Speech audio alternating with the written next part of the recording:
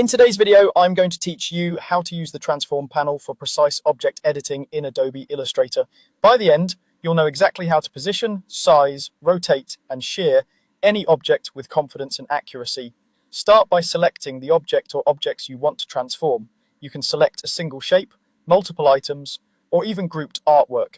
Make sure what you want to change is highlighted because the transform panel will act on whatever is currently selected.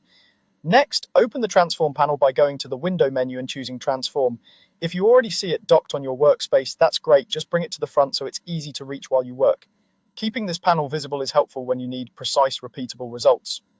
In the transform panel, you'll find fields for X and Y. These control the exact position of your selection on the artboard.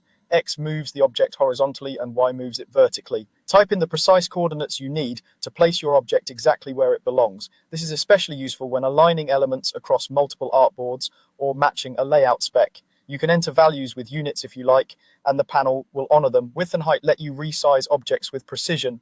Enter specific dimensions to scale your selection to an exact size. This is perfect for icons, buttons, or production-ready graphics where measurements matter. If you're editing multiple objects at once, all selected items will update together, keeping your layout consistent. Angle controls rotation. Enter a degree value to rotate your object clockwise or use a negative number to rotate counterclockwise. This approach is ideal when a design calls for exact angles rather than eyeballing with a free rotate handle.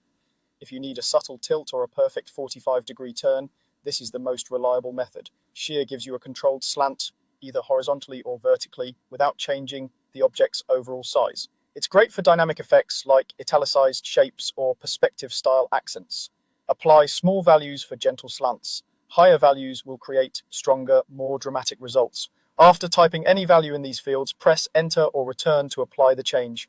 This commit step ensures your adjustments are finalized. Work methodically, select, type, press Enter, and then review your result. Repeat as needed until everything looks precise and polished.